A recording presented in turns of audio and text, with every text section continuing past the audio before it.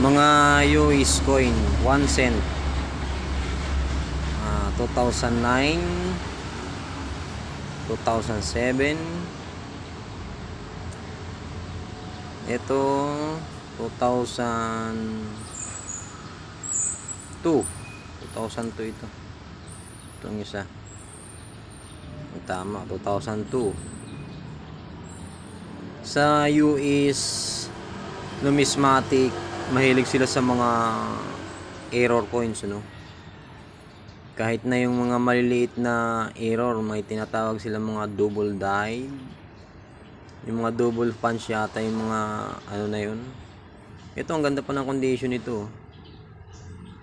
Ang kaibahan lang sa Amerika, nagpapalit sila ng pera pero hindi sila nagdi-demonetize. Ibig sabihin,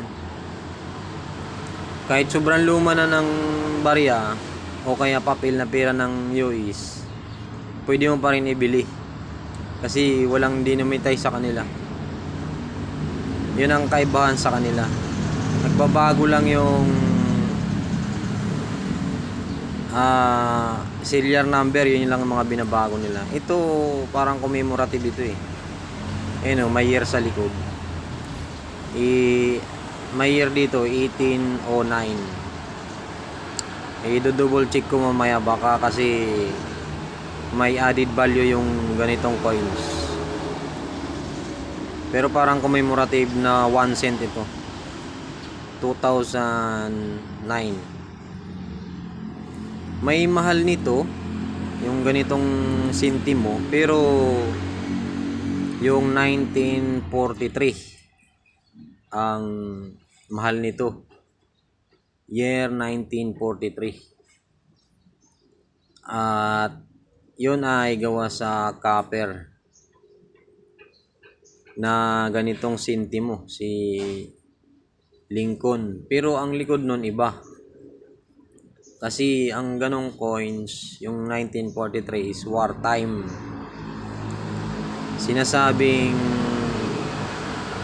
kaya nagtaas yun, kaya nagmahal yung year 1943 dahil napakahirap niyang hanapin. Hard to find siya.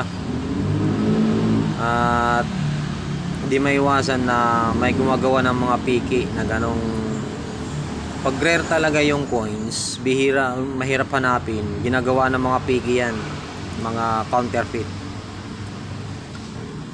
Milyon ang halaga nun pag meron kang 1943 na